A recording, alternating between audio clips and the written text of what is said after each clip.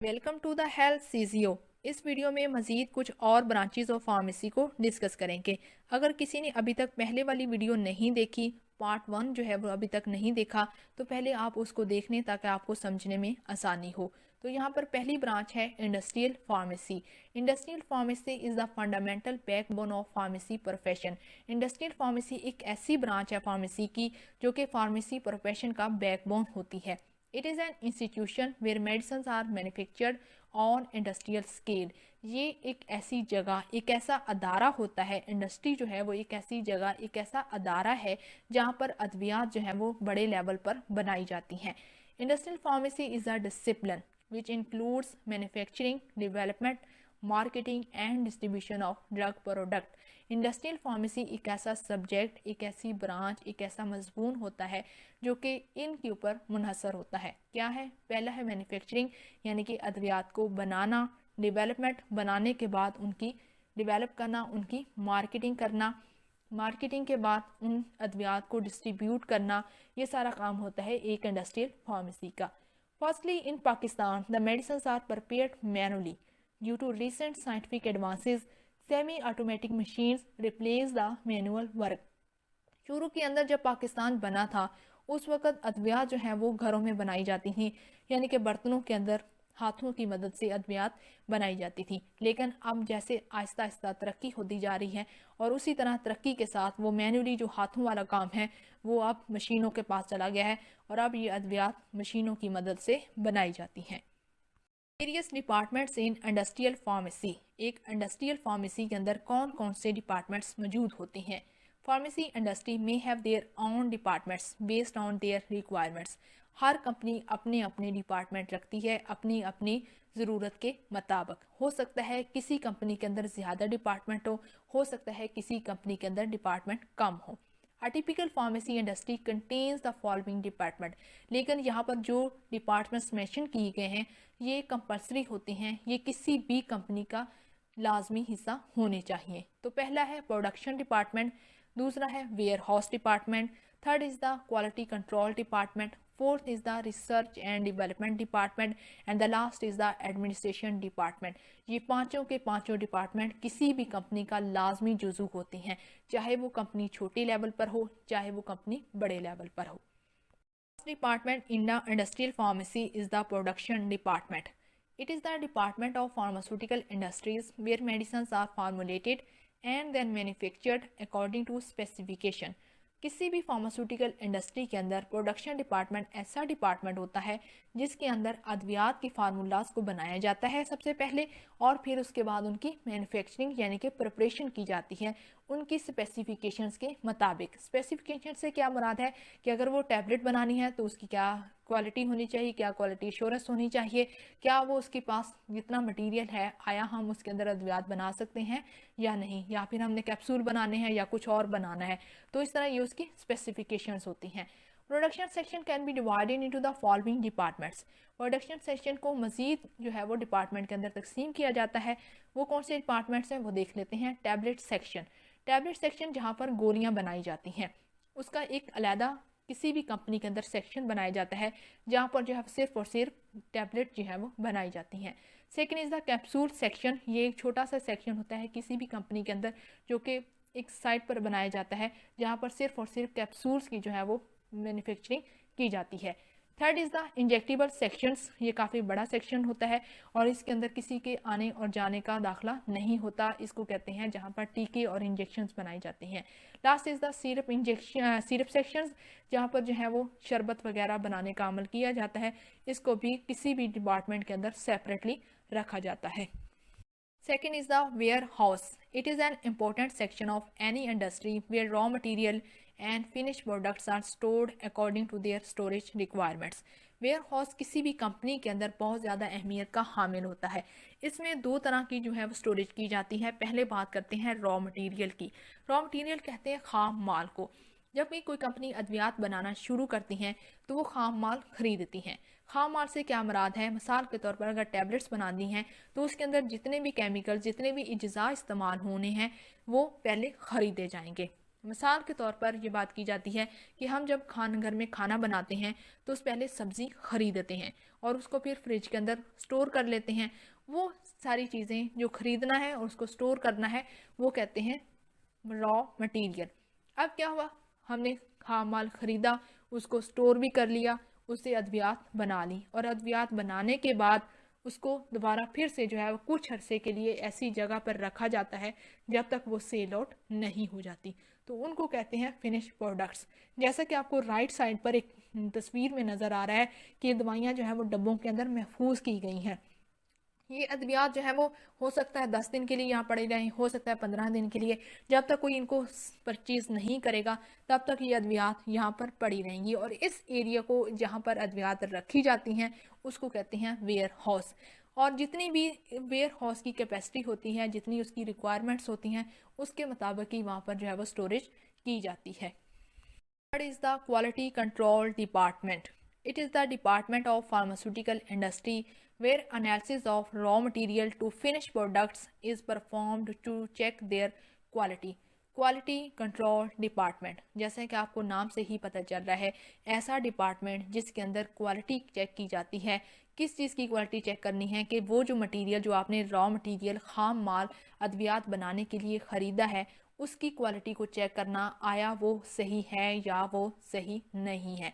फिर उसके बाद जब वो अद्वियात बन जाती हैं यानी कि वो फिनिश प्रोडक्ट्स हो जाती हैं, उनकी दोबारा फिर से क्वालिटी चेक करना कि आया ये अद्वियात इंसानी सेहत के लिए कहीं मुज़रदे तो नहीं है, इंसानी सेहत के लिए कितना ये असरअंदाज रखती हैं, उनको दोबारा से रीचेक करना, ये भी क्वालिटी कंट्रोल का काम होता है।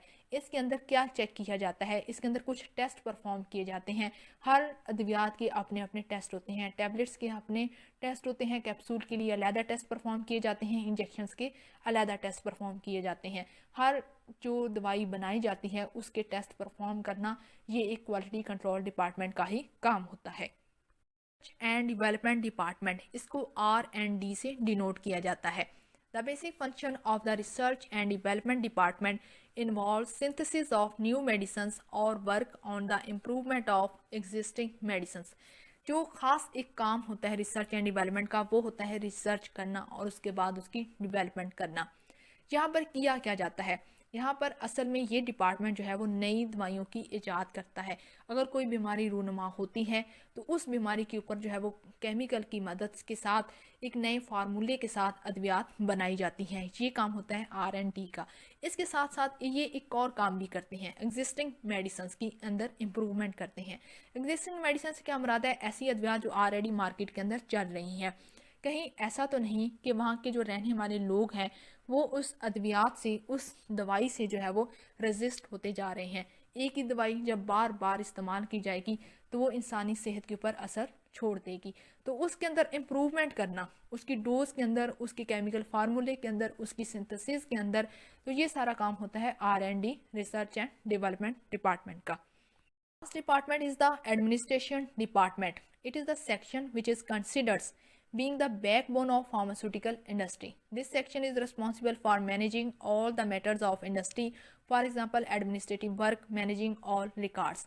एडमिनिस्ट्रेशन डिपार्टमेंट जैसा कि आपको नाम से ही पता चल रहा है, एक तो ये बैकबोन होती है किसी भी फार्मास्यूटिकल कंपनी की, क्योंकि सारी परचेजिंग सेलिंग का जो हिसाब किताब होता है वो इसी डिपार्टमेंट के पास होता है। कितना मुनाफा हुआ है, कितना कंपनी को नुकसान हुआ है, ये काम भी एडमिनिस्ट्रेशन डिपार्टमेंट के पास ही होता है। ये तमाम तरह के एडमिनिस्ट्रेटिव जो वर्क होते हैं कि इतना माल खरीदा गया है, कहाँ से खरीदा गया है, कितना ये स्टोर किया गया है, और फिर उसके बाद कितना ये जो है वो सेल आउट किया गया है, कितने मुनाफे के साथ सेल हुआ है, कितने नुकसान के साथ सेल हुआ है, ये सारी चीज़ों का हिसाब किताब करना असल में एडमिनिस्ट्रेशन डिपार्टमेंट का ही काम होता है। Next branch of pharmacy is the forensic pharmacy. The branch of pharmacy that deals with the study of drugs, medicines, laws are known as forensic pharmacy. Pharmacy की ऐसी शाख जिसके अंदर अद्वियात के लॉ यानी कि अद्वियात के कानून के बारे में जो इल्म हासिल किया जाता है उसको कहते हैं forensic pharmacy. The forensic pharmacy deals with the legal aspects of pharmacy practice. The aspects on which forensic stressed on are following.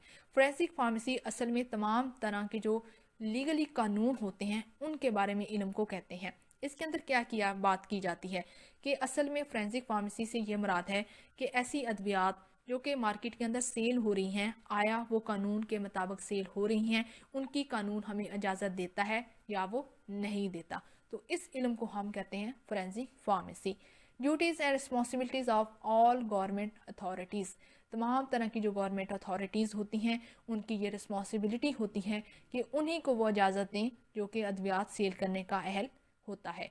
How to register new drug industry और इंस्टीट्यूट, जब भी कोई न्यू कंपनी या कोई नया अदारा जो अद्वियात का कारोबार करना चाहता होता है, उनको सबसे पहले रजिस्ट्रेशन हासिल करनी होती है, पहले अपने शहर से, अपने इलाके से, और फिर उसके बाद उसको सूबाई सतह पर। How to obtain licence to manufacture, purchase and sale drug medicine, forensic pharmacy का ही काम होता है कि अद्वियात बनाने वाले जो पर्सनस होते हैं, चाहे वो कोई कंपनी की शक्ल के अंदर हो, चाहे कोई अदारे की शक्ल के अंदर हो, या कोई ऐसा पर्सन जो कि मेडिसिन का बिजनेस करना चाहता हो, तो उसके पास लाइसेंस का होना लाजमी है। तो तमाम तरह की जो लीगली काम किए जाते हैं उनका ताल्लुक जो है वो फोरेंसिक फार्मेसी से होता है।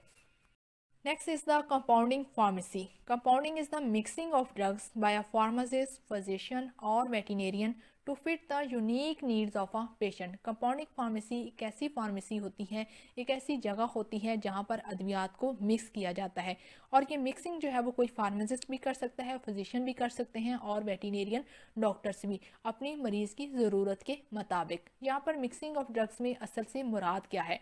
ऐसा मरीज़ जिसके पास जो है वो 2 तरह की टैबलेट्स जो है वो तजवीज़ की गई हैं, डॉक्टर ने उसको जो है वो 2 टैबलेट्स लिख के दे दी हैं, लेकिन मरीज़ जो है वो टैबलेट्स खाना पसंद नहीं करता, या वो उसकी कंडीशन ही ऐसी नहीं है कि टैबलेट्स वो नहीं ले सकता।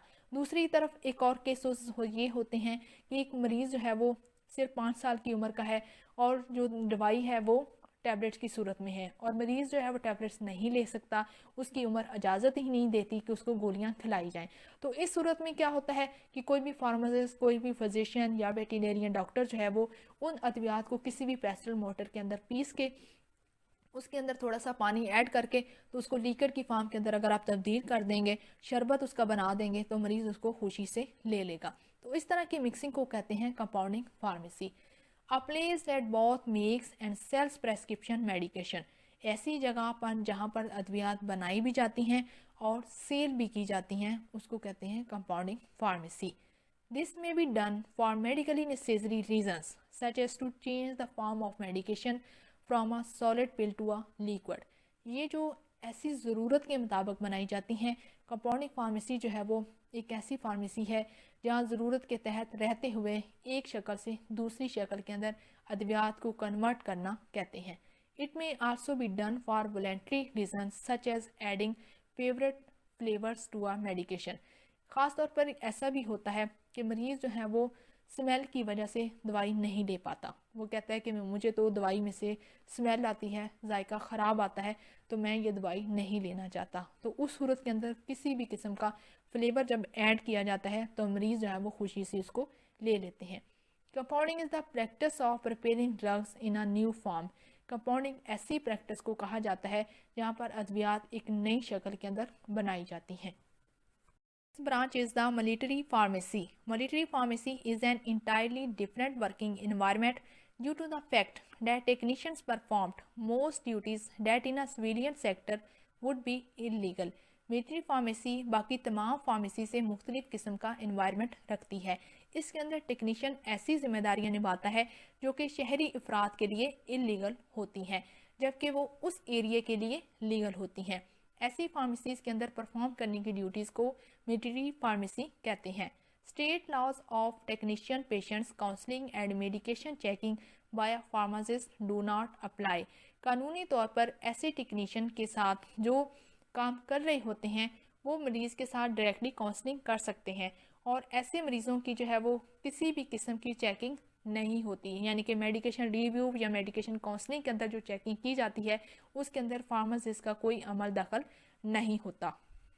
Next branch is the veterinary pharmacy. जैसे कि आपको तस्वीर से ही पता चल गया है, जहाँ पर जानवरों की अद्वियात रखी जाती हैं। Veterinary pharmacies sometimes called animal pharmacies may fall in the category of hospital pharmacy, retail pharmacy और mail order pharmacy. Veterinary pharmacy को एनिमल फार्मेसी यानी कि जानवरों की फार्मेसिस भी कहा जाता है। इनकी भी आगे मज़ीद जो है वो कैटेगरीज होती हैं, जैसे कि इंसानों की कैटेगरीज होती हैं। मिसाल के तौर पर हॉस्पिटल फार्मेसीज, जो कि जानवरों के हॉस्पिटल्स होते हैं, उनमें जो फार्मेसीज बनाई जाती हैं उनको हॉस्पिटल फार्मेसीज कहेंगे। रिटेल फार्मेसी, जानवरों की भी अपनी रिटेल फार्मेसीज होती हैं जहाँ पर सिर्फ और सिर्फ एनिमल्स की मेडिसिन रखी जाती हैं। और सेम इसी तरह इनकी भी ऑनलाइन यानी कि मेल ऑर्डर फार्मेसीज भी बनाई जाती हैं। Veterinary pharmacy stocks different varieties and different strength of medication to fulfill the pharmaceutical needs of animals। जैसे इंसानों की बीमारियां होती हैं और इस तरह इंसानों की ज़रूरियात होती हैं, तो इसी तरह बिल्कुल जो है वो जानवरों की भी बीमारियां और उनकी भी ज़रूरियात होती हैं। तो इस तरह ऐसी फार्मेसीज जहां पर सिर्फ और सिर्फ मुख्तलिफ़ किस्म की जानवरों की अद्वियात रखी जाती हैं और उनकी डिफरेंट स्ट्रेंथ होती है, यानी कि जानवरों की उम्र के हिसाब से ही, उनकी बीमारी के हिसाब से जो अद्वियात बनाई जाती हैं, उन मेडिकेशन को जो है वो रखना भी एक जगह, जिसको वेटरनरी फार्मेसी कहते हैं।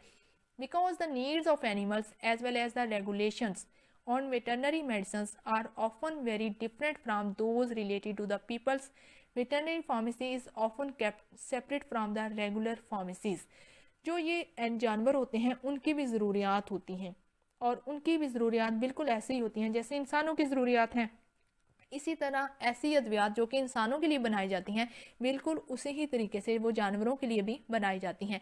उनके भी जो है वो क्वालिटी कंट्रोल, क्वालिटी इंश्योरेंस बिल्कुल वैसे ही होता है। और इस तरह ऐसी अद्वियात को भी फार्मेसीज़ के अंदर रखा जाता है। लेकिन अगर दो फार्मेसीज़ जो हैं वो दो किस्म की जो अद्वियात हैं वो एक फार्मेसीज़ के अंदर रखने अगर ज़रूरत है, तो उस सूरत में क्या होता है कि जो एनिमल की फार्मेसीज़ की जो अद्वियात होती हैं वो एक सेपरेट जो है वो जगह पर रखी जाती हैं और इंसानों की जो अद्वियात होती हैं वो सेपरेट रखी जाती हैं, क्योंकि अद्वियात हो सकता है एक जैसी हों लेकिन उनकी पैकिंग के अंदर और उनकी डोज के अंदर काफ़ी ज़्यादा फ़र्क होगा। Next and new branch of pharmacy is the online pharmacy. इसको इंटरनेट फार्मेसी भी कहा जाता है। Online pharmacies are pharmacies which operate over the internet. ऐसी फार्मेसीज जो कि इंटरनेट पर चलाई जाती हैं उनको ऑनलाइन या इंटरनेट फार्मेसी कहते हैं। Many such pharmacies are in some ways similar to community pharmacies। ऐसी फार्मेसीज जो होती हैं वो बिल्कुल कम्युनिटी फार्मेसीज की तरह ही होती हैं। होता असल में क्या है, कम्युनिटी फार्मेसी जो कि ऑलरेडी मार्केट के अंदर काम कर रही हैं, उन्होंने अपनी शॉप भी बनाई है फार्मेसी की। अब क्या है कि वो वहाँ पर तो दवाइयाँ सेल कर ही रही हैं, साथ में उन्होंने इंटरनेट ऑनलाइन के ऊपर भी एक वेबसाइट की शक्ल के अंदर या कोई ऐसे सिस्टम बनाया हुआ है कि लोग उनकी वेबसाइट को ओपन करें, वहाँ से उनकी अद्वियात को देखें और वहाँ से वो ऑर्डर प्लेस कर दें। तो इस तरह से क्या होता है कि उनका ऑर्डर जो है वो फार्मेसी के अंदर ऑनलाइन प्लेस हो जाता है।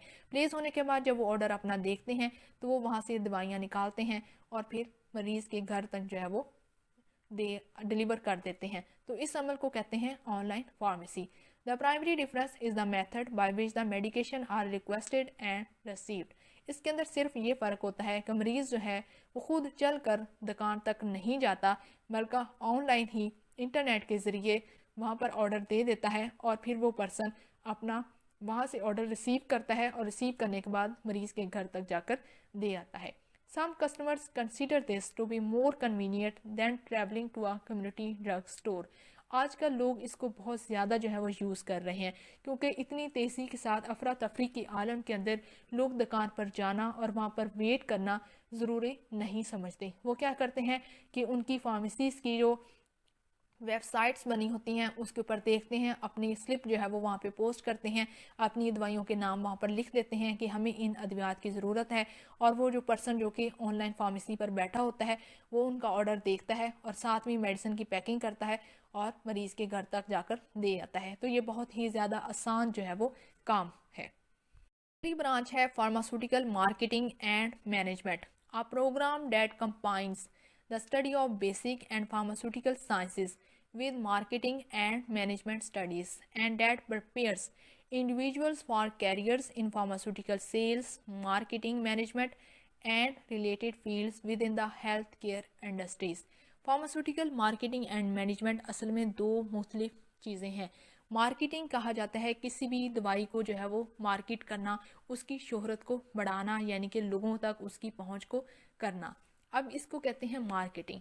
आपने मार्केटिंग तो कर ली, दवाइयों की मार्केटिंग कैसे की जाती है, ये मुख्तलिफ़ किस्म के मेडिकल रिप्रेजेंटेटिव को हायर किया जाता है, जो कि डॉक्टर्स के पास क्लिनिक्स के अंदर जाते हैं, हॉस्पिटल्स को विज़िट करते हैं, डिस्पेंसरीज को विज़िट करते हैं, और वहाँ पर रहने वाला जो अमला है, ख्वाह वो डॉक्टर्स हैं, नर्सेज हैं, या कोई भी हेल्थ केयर प्रोफेशन है जो कि मेडिसिन को प्रिस्क्राइब करने की सलाहियत रखता है, उस तक ये अपनी दवाइयों की पहुंचाते हैं कि ये हमारी दवाई है, इसका ये इस्तेमाल है और ये आपको इतने में मिलेगी। तो इसको कहते हैं मार्केटिंग। अब क्या हुआ, मार्केटिंग तो कर ली, दवाई जो है वो मार्केट के अंदर सेल भी हो रही है।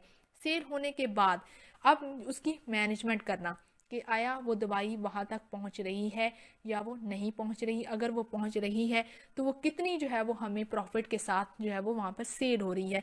इन सारी चीज़ों को कहते हैं मैनेजमेंट करना।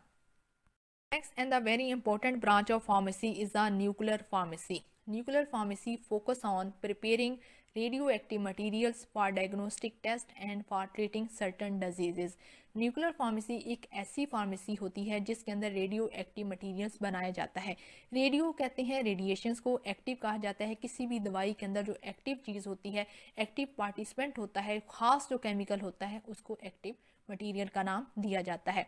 इसके अंदर ऐसा मटेरियल बनाया जाता है जो किसी भी बीमारी की तशखीस के लिए इस्तेमाल होता है। जैसे कि आपको साथ में लगी तस्वीर में भी नज़र आ रहा है कि एक पेशेंट का अल्ट्रासाउंड किया जा रहा है। अब इस अल्ट्रासाउंड से पहले इस पेशेंट के बॉडी के ऊपर कुछ ऐसी अद्वियात लगाई जाती हैं जिससे ये टेस्ट परफॉर्म करना आसान होता है और इससे बाआसानी किसी भी मरीज़ के अंदर जो बीमारी है उसकी तशखीस हो सकती है। दूसरी तरफ इसको डायग्नोस्टिक के साथ साथ मुख्तलिफ़ किस्म की बीमारियों के में भी इस्तेमाल किया जाता है। मिसाल के तौर पे अगर जो है वो कोई कैंसर का पेशेंट है तो उसके ऊपर जो है वो कीमोथेरेपी या जो है वो कुछ ऐसी रेडियोथेरेपीज़ की जाती हैं जिसके अंदर उस रेडिएशन के अंदर कुछ जो है वो एक्टिव पार्टिसिपेंट यानी कि ड्रग का केमिकल जो है वो डाला जाता है जिससे वो ड्रग डायरेक्टली जो है वो पेशेंट की स्किन के ऊपर जाके अफेक्ट करती है या उसकी बीमारी के ऊपर जाके अटैक करती है रेडिएशन की सूरत में। तो इस तरह की स्टडी को हम न्यूक्लियर फार्मेसी कहते हैं। Nuclear pharmacist undergo additional training specific to handling radioactive materials, and unlike in community and hospital pharmacies, nuclear pharmacists typically do not interact directly with the patients. Nuclear pharmacist जो होता है उसको काम करने से पहले ख़ास किस्म की जो है वो प्रैक्टिस जो है वो करवाई जाती है कि उसने कैसे रेडियो एक्टिव मटीरियल को हाथ लगाना है, क्योंकि अगर वो भी हाथ लगाएगा बगैर किसी ट्रेनिंग के, बगैर जो है वो प्रैक्टिस किए, तो उसके ऊपर भी जो है वो बुरा असर हो सकता है। ऐसे जो पर्सनस होते हैं जो कि न्यूक्लियर फार्मेसीज़ के अंदर काम कर रहे होते हैं, न्यूक्लियर फार्मासिस्ट जो होते हैं, उनका बाकी तमाम फार्मेसीज़ की तरह जैसा कि कम्युनिटी होगी, हॉस्पिटल फार्मेसी होगी, उनकी तरह ये डायरेक्टली पेशेंट के साथ बातचीत नहीं कर सकते, उनका डायरेक्टली पेशेंट के साथ किसी किस्म का इंटरेक्शन नहीं होता। Now we study the next branch, that is the dispensing pharmacy. Dispensing refers to the process of preparing and giving medicines to a named person on the basis of a prescription. Dispensing pharmacy एक ऐसी pharmacy या एक ऐसा process of preparation होता है जिसके अंदर crude drugs जो है वो बनाई जाती हैं। जैसे कि आपको साथ में लगी तस्वीर में भी नज़र आ रहा है कि पेस्टल मोटर के अंदर कुछ जो है वो क्रूड ड्रग्स पड़ी हुई हैं। अब इन क्रूड ड्रग्स को मोटर की मदद से जो है वो पीसा जाएगा और उसको पाउडर की शक्ल बनाई जाएगी और फिर उसके बाद वो दवाई जो है वो मरीज़ को दी जाएगी और उस मरीज़ की दवाई उसके नाम के साथ जो है वो लिखा जाएगा, यानी कि उसके ऊपर जो लेबल लगाया जाएगा वो पेशेंट का नेम होगा। तो इस तरह की जो मेडिसिन बनाई जाती है अकॉर्डिंग टू द प्रेस्क्रिप्शन, उसको कहते हैं डिस्पेंसिंग फार्मेसी। फार्मेसी के अंदर कितने प्रोसेस होते हैं वो इस स्लाइड में हम देखते हैं। द डिस्पेंसिंग प्रोसेस इंक्लूड्स, पहला प्रोसेस क्या है, receives the correct prescription from the patient और प्रेस्क्राइबर रिटन और ऑरल। जो डिस्पेंसिंग फार्मेसी के अंदर जो पर्सन खड़ा हुआ है, चाहे वो डिस्पेंसर है, फार्मेसी टेक्नीशियन है या वो फार्मासिस्ट है, वो करेक्ट प्रेस्क्रिप्शन, सही वाली जो पर्ची होती है मरीज़ की, वही कलेक्ट करे, वही रिसीव करे। वो जो पर्ची है वो हो सकता है रिटन फॉर्म के अंदर हो, यानी कि पर्ची लिखी हुई हो, या फिर हो सकता है कि वो डॉक्टर ने उसको जो है वो कॉल की है या उसको मैसेज की है, वो ऑरली भी हो सकती है। Second process is the dispenser correctly interprets the prescription or instructions on the prescription। जो पर्सन जो दवाई बना रहा होता है वो प्रेस्क्रिप्शन के ऊपर जो लिखी हुई दवाई है उसको सही भी कर सकता है, उसकी मिकदार को ज़्यादा भी कर सकता है, उसकी मिकदार को कम भी कर सकता है और इसके साथ साथ उस पर्ची के ऊपर वो अपनी तजवीज़ यानी कि अपनी राय जो है वो भी मरीज़ को दे सकता है। The prescribed therapy is available at the pharmacy in a usable form, not expired और डैमेज। जो प्रिस्क्राइब थेरेपी वो डिस्पेंसर बना के उसको देगा फार्मेसी के ऊपर, वो एक फॉर्म के ऊपर जो है वो लिखी जाएगी और वो जो है वो नॉ एक्सपायर्ड होती है, ना ही वो डैमेज करती है। Must has true knowledge of the medication and it's proper use. वो पर्सन जो कि इस दवाई को बना के देगा उसके पास इल्म का होना बहुत ही ज़्यादा ज़रूरी है। ऐसा इल्म जो कि अद्वियात से ताल्लुक़ रखता हो, अद्वियात के बारे में मुकम्मल इल्म रखने को जो है वो पर्सन वही दवाई बना के दे सकता है।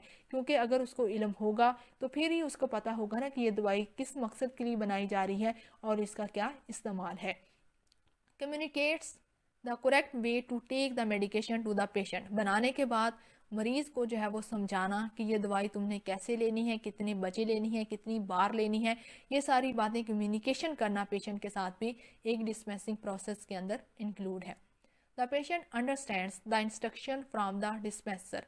पेशेंट जो है वो अंडरस्टैंड करना चाहिए कि डिस्पेंसर उसको क्या कह रहा है, क्या इंस्ट्रक्शन दे रहा है। कहीं ऐसा तो नहीं है कि जो इंस्ट्रक्शन उसको दे रही हैं और मरीज़ जो है वो उसको समझ ही नहीं रहा, तो ये तो बिल्कुल गलत बात हो गई ना। तो मरीज़ को जो है वो समझ आनी चाहिए कि उसको क्या समझाया जा रहा है, उसको उसकी ज़बान में समझाना ही असल में सही अंडरस्टैंडिंग होती है। Patient compiles with the instruction for therapy. Patient जो है वो कंप्लाइज कर सकता है, पेशेंट जो है वो ये कह सकता है कि आपने जो इंस्ट्रक्शन मुझे इस बीमारी के मुताबिक दी हैं वो मुझे मज़ीद कुछ और बता दें, या जो इंस्ट्रक्शन आप दे रहे हैं वो इंस्ट्रक्शन मेरे लिए काफ़ी नहीं है, मुझे इसके साथ जो है वो कुछ और भी ज़रूरत है।